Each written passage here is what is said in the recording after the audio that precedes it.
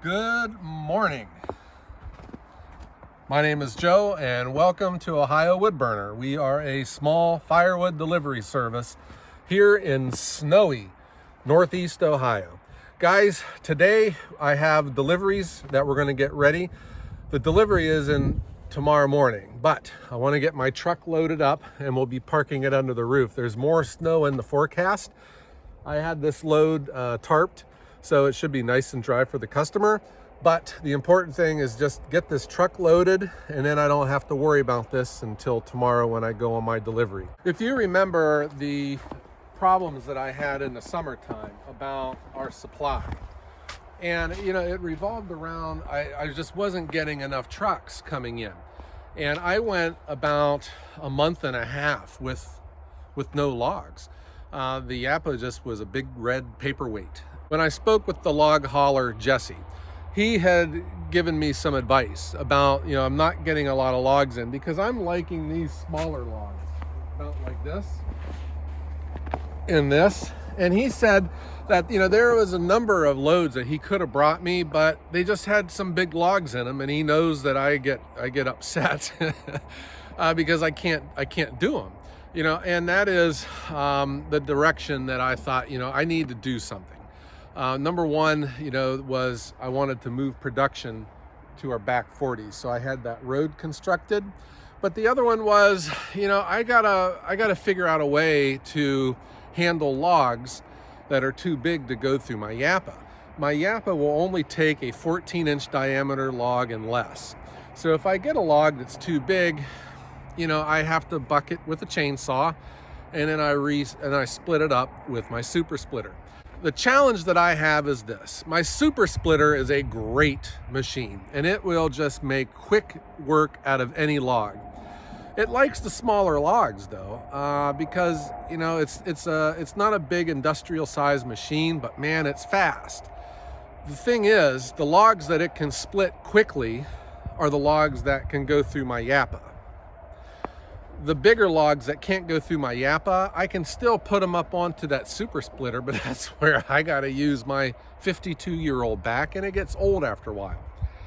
I had brought up that idea to you guys back in the summer. Which direction should I go?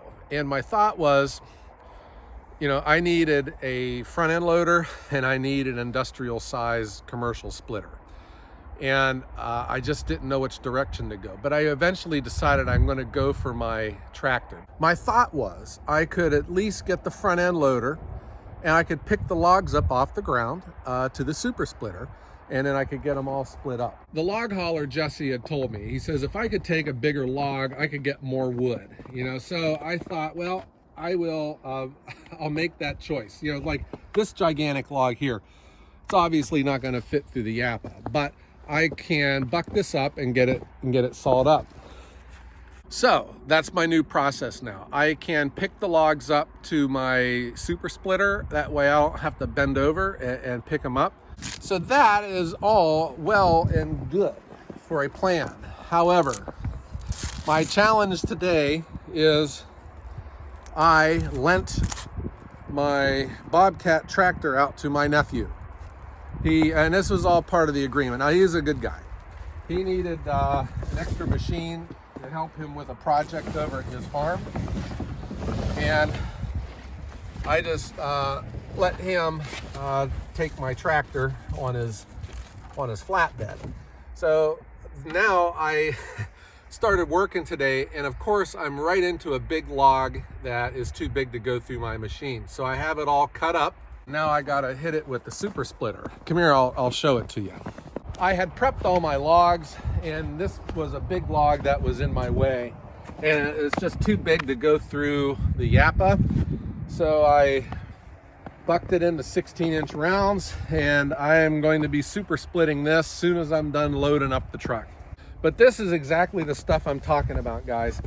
This is, this for you young guys, this is nothing. But when you're in production and you're doing this all the time, this is what I want to try to avoid. This is what I want to avoid to do, is picking up these logs.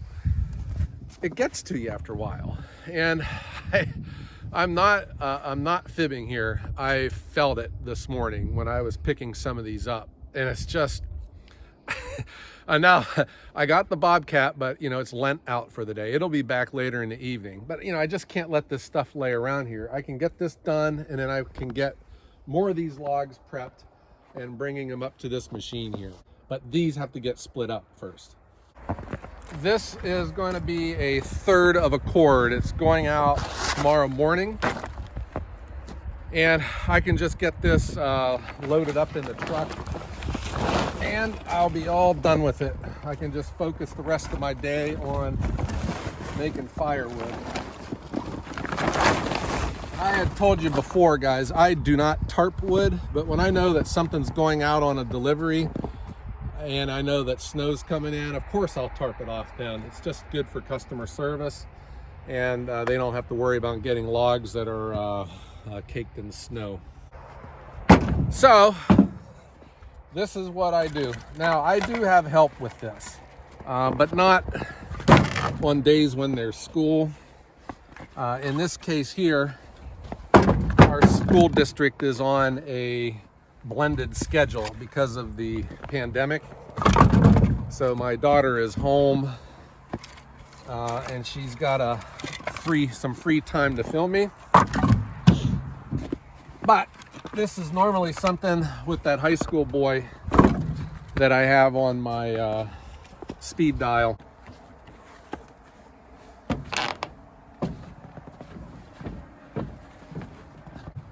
I keep telling you guys, I think I'm in pretty good shape, but I'm feeling it today. I don't know what happened. And that is a third of a cord.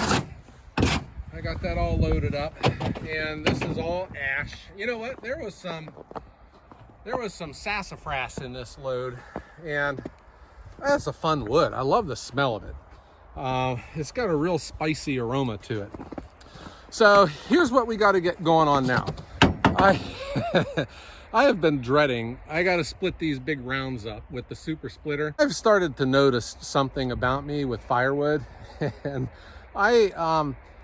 there are times, you know, when I have to buck a big log, when I start cutting them into rounds, man, it starts to wear me down, because then I know I'm just going to have to be picking them up, splitting them into a wheelbarrow and trucking them off. It's just so much easier when I got the Japa and the conveyor, and it can just spit right into the back of the truck.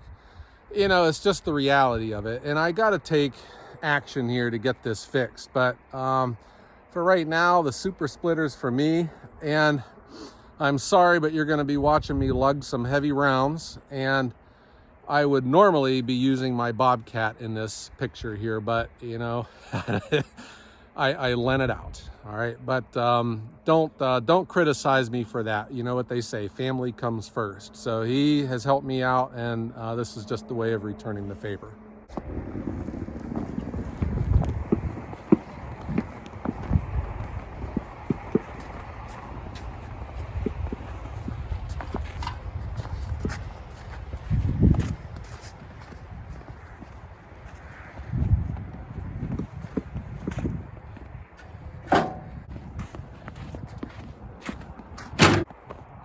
I am never going to get tired of saying this, guys. The super splitter has put me where I am now. But what I have learned is, you know, it's got its limitations, just like any machine. Where it really excels is if I didn't have the Japa, I would just be zipping through these logs and super splitting them. Because, man, these 8-inch, 10-inch logs, I don't think there's a better machine out there for splitting those. But my challenge is, you know, the logs that I have to split manually are bigger, and even bigger than this. And it'll still split them, but it's not the right machine for it. And that's where, you know, I think our business is, we're growing, and we have to change our process in order to keep up with our supply and demand. And I am just going to make do. I need to get a commercial splitter. That's going to happen. But that was that choice, you know, between a tractor and a splitter. And it was, you guys have been along for the ride. You know, it wasn't an easy decision, but I went with the tractor. But it's not here right now. So let me get these split up and we'll get these stacked.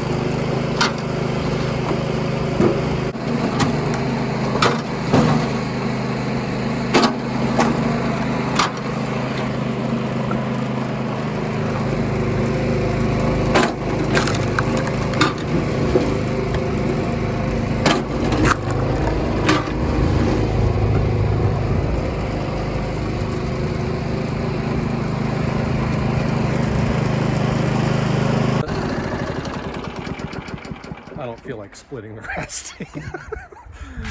Okay, you don't have to film this. You can turn it off.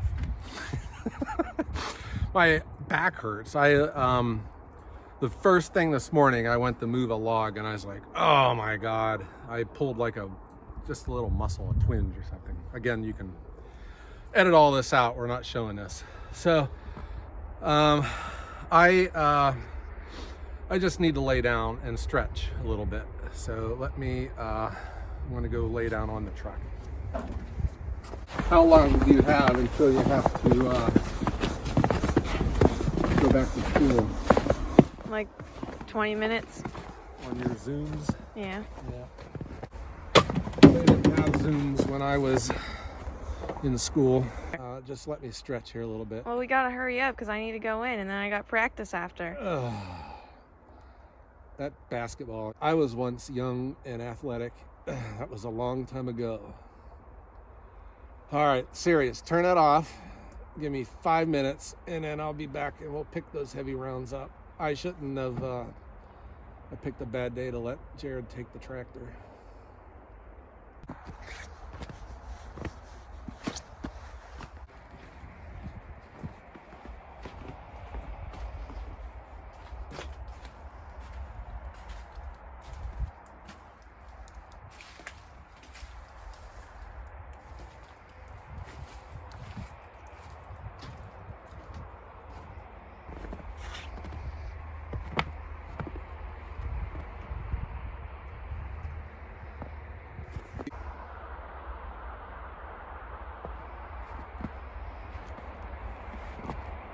It's days like these. I think we should have got the splitter instead. But like, you know, they're hard to, there's a lot of them out there. I just didn't know which one to get. And then the tractor was just on sale, available, and it was an easy decision. I'm not regretting getting the tractor. I'm just saying, I think it's times like this I should have got a splitter. Let's go. You gotta start splitting again. Just a couple more minutes. You already had your couple minutes. I gotta go. Okay. All right, let me just get set up. Oh, what the